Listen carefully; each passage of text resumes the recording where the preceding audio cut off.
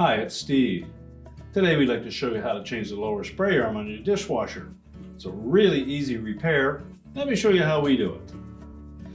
Now to do this repair, we'll begin by opening up the dishwasher. We'll remove all of the items that are on that lower rack.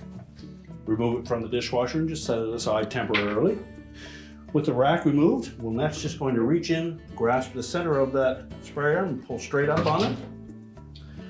There's a couple of hooks on the side of that that will attach to that spray arm support. We can discard the old one.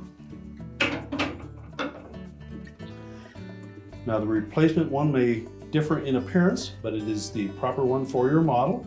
It's the same mounting on it. We're simply going to line that up. Make sure we snap it down into place. Verify that it turns freely. We'll put the lower rack back in. Close the door up. And your repair is complete.